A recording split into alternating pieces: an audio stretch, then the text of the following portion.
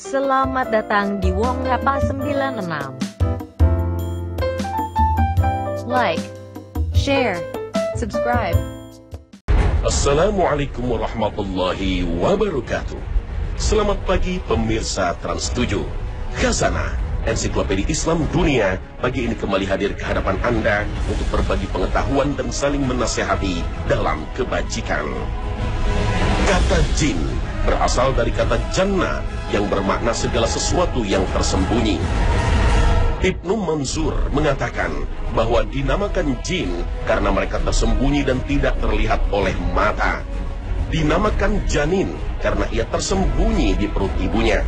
Orang-orang jahiliyah dahulu pun menamakan malaikat dengan jin dikarenakan ia tersembunyi atau tidak bisa dilihat oleh mata telanjang. Sebagaimana firman Allah Subhanahu wa Ta'ala, dan kami telah menciptakan jin sebelum Adam dari api yang sangat panas. Al-Quran Surah Al-Hijr ayat 27. Keberadaan jin dan setan ini telah diakui dan ditetapkan dengan Al-Quran dan hadis maupun ijma' ulama. Sehingga ada sebuah pendapat bahwa jin bisa menikah dengan manusia. Begitu juga sebaliknya. Bahkan lebih jauh lagi dari hasil perkawinannya, konon bisa melahirkan sebuah keturunan. Tentu saja hal ini banyak diperbincangkan sekaligus diperselisihkan di kalangan ulama. Sebagaimana telah diketahui bahwa bangsa jin pada dasarnya mempunyai kehidupan yang sama dengan manusia. Mereka mempunyai keluarga, ada yang taat dan ada juga yang ingkar. Mereka juga mempunyai tempat tinggal layaknya manusia. Dan di antara tempat tinggalnya jin, salah satunya adalah jin kadang diam dalam lubang, sekaligus lubang tersebut dijadikan rumahnya. Rasulullah SAW bersabda dari Abdullah bin Sarjas, Rasulullah SAW bersabda, janganlah seseorang di antara kalian kencing di lubang. Mereka bertanya kepada Qatadah, mengapa tidak boleh kencing di lubang? Qatadah menjawab, Rasulullah SAW mengatakan, karena lubang itu adalah tempat tinggalnya golongan jin. Hadis riwayat Nasa'i dan Ahmad.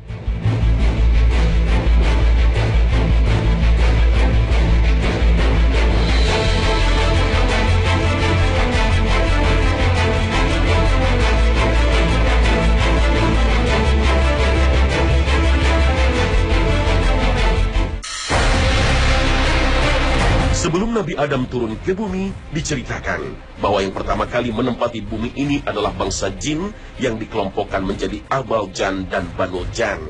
Dua kelompok ini terus-menerus bertempur dan tidak pernah bersahabat. Kemudian malaikat bertanya kepada Allah Subhanahu wa Ta'ala, apakah Allah akan membuat seorang khalifah yang saling menumpahkan darah? Maka Allah memerintahkan kepada Azazil sebagai pemimpin para malaikat untuk menaklukkan Abal Jan dan Janul Jan di bumi ini. Kemudian setelah ditaklukkan, akhirnya Allah menciptakan Nabi Adam. Para ulama sepakat bahwa jin atau setan berasal dari satu nenek moyang yang bernama Iblis. Sedangkan nama lain dari jin atau setan adalah Azazil, sebagaimana yang disabdakan Rasulullah SAW.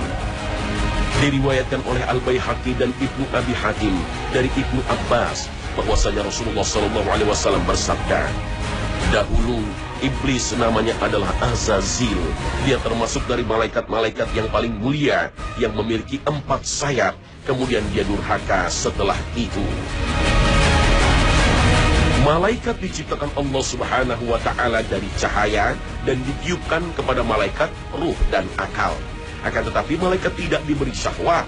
Karena itu malaikat tidak makan, tidak minum, tidak beristri, dan tidak juga tidur.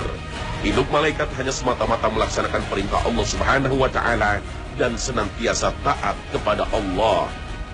Sedangkan Banu Jan diciptakan Allah dari api. Mereka makan, mereka minum, mereka mempunyai istri, serta mempunyai keturunan layaknya manusia. Namun pada prosesnya, Banu Jan yang lebih awal diciptakan oleh Allah berbuat sombong dan sekaligus membangkang terhadap perintah Allah Subhanahu wa Ta'ala. Mereka tidak mau bersujud kepada Adam, sekalipun semua malaikat sujud kepada Adam sebagai bentuk penghormatan. Sebagaimana yang diceritakan Allah dalam salah satu firman-Nya.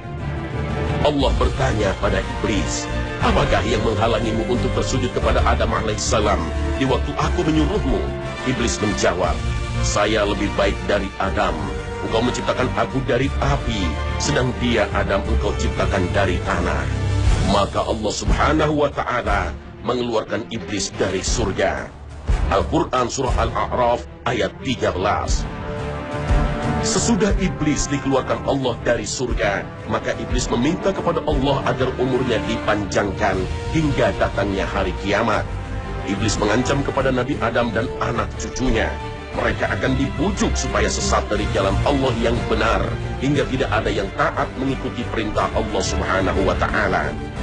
Inilah wujud ketaatan yang Allah minta dari semua ciptaannya. Perintah Allah subhanahu wa ta'ala. Inilah wujud ketaatan yang Allah minta dari semua ciptaannya.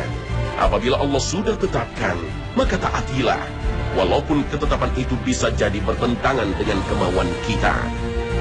Itulah sejatinya iblis yang tidak terima karena diciptakannya manusia yang kemudian dimuliakan Allah, padahal hanya terbuat dari tanah. Iblis sengaja merayu manusia dari berbagai arah, baik dari arah kanan, kiri, depan, dan belakang, sampai mengikuti bujuk dan rayunya, hingga menjadi temannya dan bersama-sama masuk ke dalam neraka. Karena itu, Allah memberikan sebuah perjanjian kepada Adam dan anak cucunya. Siapa yang mengikuti tingkah laku iblis, maka dia menjadi temannya, dan nantinya akan aku masukkan ke dalam neraka, tempat iblis dan teman-temannya. Sebagaimana dijelaskan dalam Al-Quran, Allah subhanahu wa ta'ala berfirman, dia menjawab, karena engkau telah menghukum kami tersesat, maka kami akan benar-benar menghalangi mereka dari jalan agama engkau yang lurus. Al-Quran Surah Al-A'raf ayat 16. Maka berhati-hatilah dengan golongan Banul Jan dan Abal Jan, jin iblis yang terkutuk, beserta anak cucunya yang akan menggoda kita ke dalam neraka.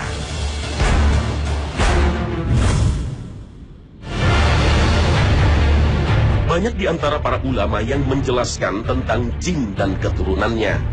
Setan dan jin adalah perkara yang gaib, dan perkara gaib tidak bisa dilihat dengan kasat mata. Sebagaimana namanya, jin berasal dari kata ijtinan yang bermakna tersembunyi. Sebagaimana firman Allah subhanahu wa ta'ala, katakan, wahai Muhammad, tidak ada yang mengetahui perkara gaib di langit dan di bumi kecuali Allah. Al-Quran Surah An-Naml ayat 65. Adapun jin dan keturunannya sangat banyak. Mereka hidup abadi dari sebelum Adam diciptakan sampai hari kiamat kelak. Di antara keturunan jin yang sesuai dengan sifatnya adalah Wiswas atau Zulwaswas, Azab bin Azyab, Honzab, Walhan, Ajda, Gilan atau Ghul, dan Khublut atau Khobaith. Ini adalah nama dari nama-nama jin berdasarkan pendapat jumhur ahli tafsir dari kalangan sahabat dan tabi'in, seperti Ibnu Abbas, Mujahid, Muqatil, dan Qatadah. Adapun jin wiswas atau zulwaswas, para ahli tafsir menafsirkan surat An-Nas yang ada pada ayat keempat yang berbunyi min syarril waswasil khannas. Berdasarkan ayat ini, maka keturunan jin ini diberi nama wiswas atau zulwaswas, karena suka membisikkan hati manusia dan sekaligus membuat hati manusia menjadi was-was, tidak tenang. Azab bin Azyab, jin ini berdasarkan hadis yang diriwayatkan oleh Imam Ahmad dari Ka'ab bin Malik, bahwa ketika kami berbaiat kepada Rasulullah, setan berteriak dari puncak bukit dengan suara yang sangat jauh, yang sama sekali aku belum pernah mendengarnya. Maka kemudian Rasulullah SAW bersabda, ini adalah Azab al-Aqabah, ini adalah Ibnu Azyab. Apakah engkau mendengar, wahai musuh Allah? Hadis riwayat Ahmad. Hanzab, jin ini dijelaskan dalam sebuah riwayat bahwasannya Uthman bin Abi Al-As mendatangi Nabi Muhammad SAW. Maka dia berkata, wahai Rasulullah, sesungguhnya setan atau jin telah menghalangi antara aku dan sholatku dan bacaanku, dan dia mengacaukannya. Maka Rasulullah SAW bersabda, itu adalah setan yang dikenal dengan khonzab. Jika engkau merasakannya, maka berlindunglah kepada Allah darinya dan berludahlah ke sebelah kirimu 3 kali. Hadis riwayat Muslim. Adapun walhan, jin ini berdasarkan hadis yang diriwayatkan oleh Imam Ahmad dan At-Tirmizi, mempunyai kebiasaan mengganggu manusia ketika manusia sedang berwudu. Sebagaimana sabda Rasulullah SAW, ketika berwudu ada setan yang mengganggu, ia disebut dengan walhan, maka berhati-hatilah kepadanya. Hadis riwayat Ahmad. Adapun gilan atau ghul adalah sejenis jin yang mengganggu manusia ketika akan mengumandangkan azan. Diriwayatkan oleh Ahmad di dalam Musnad, juga diriwayatkan oleh Abdul Razak, An-Nasai dan Tabrani dari Jabir bin Abdullah. Diriwayatkan oleh Ahmad di dalam Musnad, juga diriwayatkan oleh Abdul Razak, An-Nasai dan Tabrani dari Jabir bin Abdullah. Rasulullah SAW bersabda, apabila gilan menakut-nakuti kalian, maka serulah azan. Allahu Akbar, Allahu Akbar. Sedangkan khubuth dan khaba'ith adalah nama jin atau setan yang suka menempati tempat-tempat yang kotor, rumah yang sudah tidak dihuni oleh manusia dalam waktu yang lama, tempat sampah, dan MCK. Diriwayatkan oleh Bukhari dan Muslim dari Anas bin Malik bahwasanya Rasulullah SAW apabila masuk ke tempat buang hajat, beliau mengucapkan doa, ya Allah, aku berlindung dari khubuth, setan laki-laki, dan khaba'ith, setan perempuan.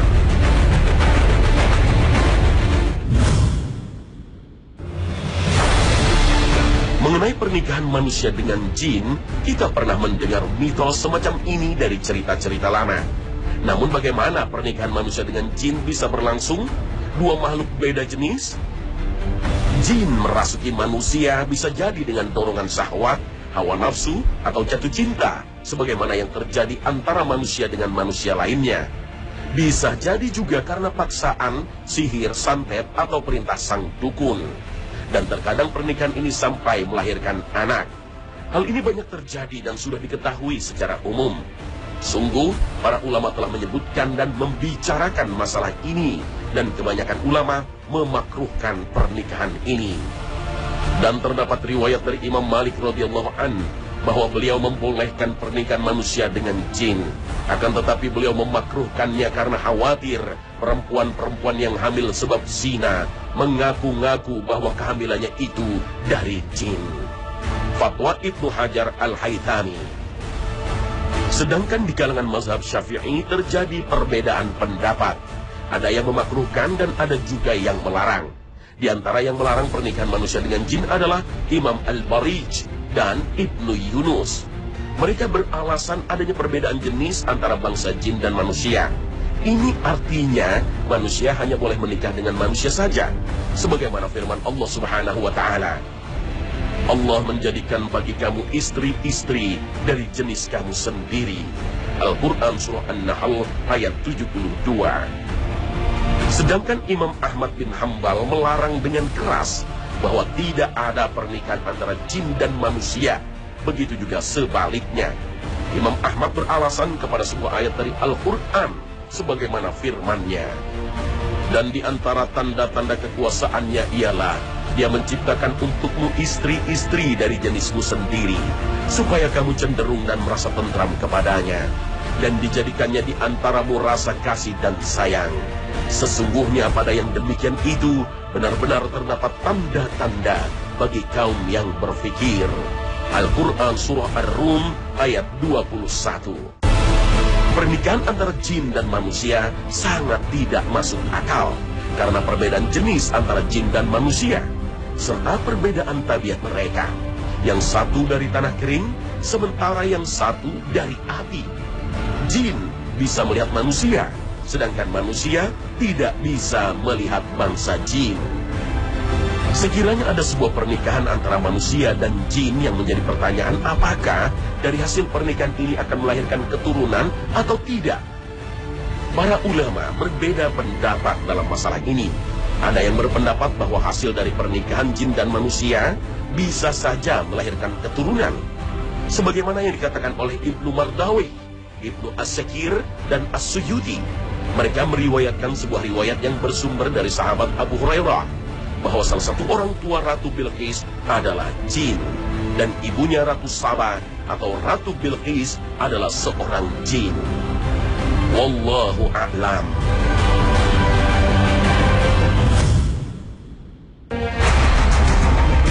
Kita semua pasti pernah mendengar mengenai cerita orang-orang yang mengaku pernah melihat jin, hantu, dan lain sebagainya. Benarkah mereka yang mengaku pernah melihat jin atau hantu benar-benar melihat? Kata hantu sering merujuk kepada arwah atau roh orang yang telah meninggal.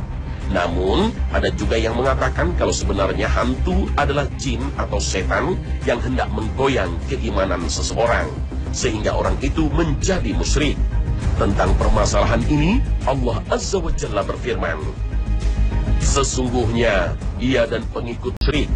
Tentang permasalahan ini, Allah Azza wa Jalla berfirman, sesungguhnya ia dan pengikut-pengikutnya melihat kamu dari suatu tempat yang kamu tidak bisa melihat mereka. Al-Quran Surah Al-A'raf ayat 27.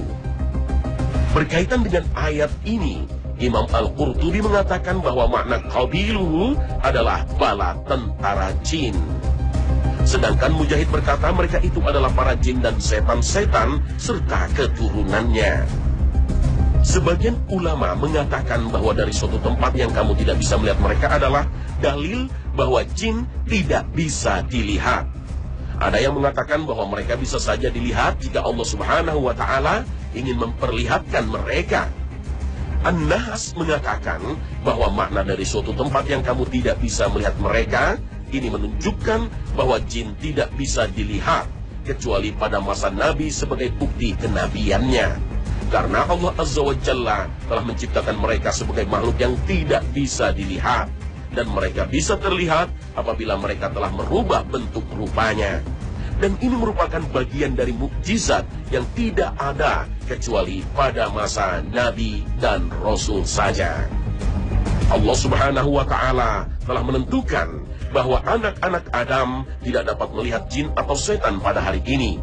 Yang mana hal ini juga ditegaskan oleh Syekhul Islam Ibnu Taimiyah, bahwa di dalam Al-Quran disebutkan bahwa mereka bangsa jin bisa melihat manusia, sedangkan manusia tidak mampu melihatnya. Ini menjadi dalil pokok bahwa sebenarnya jin tidak bisa dilihat dengan mata telanjang manusia. Bahkan lebih jauh lagi Imam Syafi'i pernah mengatakan bahwa jika ada orang yang mengaku pernah melihat jin, maka syahadatnya batal dan dia sudah berbuat kemusyrikan. Maka kita sebagai umat Islam diwajibkan berlindung dari tipu daya, bujuk rayu, serta ajakan jin dan setan yang terkutuk. Para ulama telah sepakat bahwa ada beberapa hal yang mesti dilakukan oleh seorang muslim untuk berlindung kepada Allah dari bujuk dan rayu jin dan setan. Dan jika kamu ditimpa sesuatu godaan syaitan, maka berlindunglah kepada Allah. Sesungguhnya Allah Maha mendengar lagi Maha mengetahui. Al-Quran Surah Al-A'raf ayat 200. Hendaknya kita membaca Mu'awwizatain, yaitu surat Al-Falaq dan An-Nas, sebagaimana sabda Rasulullah Sallallahu Alaihi Wasallam. Rasulullah Sallallahu Alaihi Wasallam berlindung dari jin dan mata manusia hingga diturunkan Al-Mu'awwizatain, dan tatkala turun kedua surat itu, maka beliau Sallallahu Alaihi Wasallam menggunakan keduanya dan meninggalkan selain keduanya. Hadis riwayat At-Tirmizi. Bacalah ayat kursi kalau kita hendak tidur, maka kita akan senantiasa berada dalam lindungan Allah Subhanahu wa Ta'ala. Hadis Abu Hurairah di atas tentang jin yang mencuri korma, sehingga Rasulullah Sallallahu Alaihi Wasallam bersabda, aku ajari kamu beberapa kalimat yang dengannya Allah memberikan manfaat bagimu. Abu Hurairah menjawab, apa itu? Beliau bersabda, apabila engkau hendak berangkat ke tempat tidur, maka bacalah Allahu la ilaha illa huwal hayyul qayyum, ayat kursi hingga selesai ayat itu. Maka engkau akan senantiasa berada dalam perlindungan Allah Subhanahu wa Ta'ala, dan dirimu tidak didekati setan sampai pagi. Rasulullah Shallallahu Alaihi Wasallam juga bersabda, sesungguhnya marah berasal dari setan. Sesungguhnya setan diciptakan dari api, dan api dapat dipadamkan dengan air. Maka jika salah seorang dari kalian sedang marah, hendaklah berwudu. Pada dasarnya, bentuk dan rupa jin yang sesungguhnya tidak banyak berbeda dari bentuk dan rupa manusia. Mereka memiliki jenis kelamin, memiliki hidung, mata, tangan, kaki, telinga, dan sebagainya, sebagaimana yang dimiliki oleh manusia. Menurut beberapa pendapat bahwa tinggi tubuh jin yang sebenarnya adalah sekitar 3 hasta. Umur mereka lebih panjang. Mereka tidak mati dan hidup abadi dari zaman Nabi Adam sampai hari kiamat kelak. Kecepatan jin bergerak melebihi kecepatan cahaya dalam suatu waktu. Dan ruang yang kecil pun bisa diduduki oleh jin, serta bisa merasuk dan menghuni terhadap tubuh manusia melalui aliran darahnya. Sesungguhnya setan menyusup dalam diri manusia melalui aliran darah. Aku khawatir sekiranya setan itu menyusupkan kejelekan dalam hati kalian berdua. Hadis riwayat Bukhari dan Muslim. Alam tempat berdiamnya jin atau rumahnya adalah di lautan, daratan, dan udara. Jin dan setan biasa menempati tempat yang kosong seperti bangunan tua dan sudah lama tidak dihuni, tempat yang kotor seperti MCK, tempat pembuangan sampah, pasar, dan lain sebagainya. Jangan sampai engkau jadi orang pertama yang masuk pasar bila engkau mampu, dan jangan pula menjadi orang paling terakhir yang keluar darinya, pasar. Lantaran pasar itu yaitu tempat peperangan para setan, serta di sanalah ditancapkan benderanya. Hadis riwayat Muslim. Sedangkan dalam hadis yang lain Rasulullah Shallallahu Alaihi Wasallam menjelaskan kepada kita tentang jin dan setan berkeliaran pada sebagian malam, sebagaimana sabda Rasulullah Shallallahu Alaihi Wasallam, bila kamu menghadapi malam atau kamu telah berada di sebagian malam, maka tahanlah anak-anakmu, karena sesungguhnya setan berkeliaran ketika itu. Dan apabila berlalu sesuatu ketika malam, maka tahanlah mereka dan tutuplah pintu-pintu rumahmu, serta sebutlah nama Allah. Padamkan lampu-lampumu, serta sebutlah nama Allah. Ikatlah minumanmu, serta sebutlah nama Allah, dan tutuplah sisa makananmu, serta sebutlah nama Allah ketika menutupnya. Hadis riwayat Bukhari dan Muslim. Hadis ini bermakna bahwa jin dan setan tidur di waktu siang. Ketika menjelang sore mereka keluar untuk mengais rezeki dan makanan.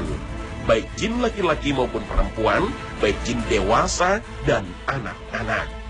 Semua mitos penampakan wujud aneh seperti pocong dan lain sebagainya adalah pekerjaan jin. Nah, begitulah wujud jin asli dan nyata. Jin sesungguhnya dalam penampakannya tidak bisa dilihat oleh mata telanjang manusia. Wallahu a'lam. Terima kasih telah menonton. Like, share, subscribe.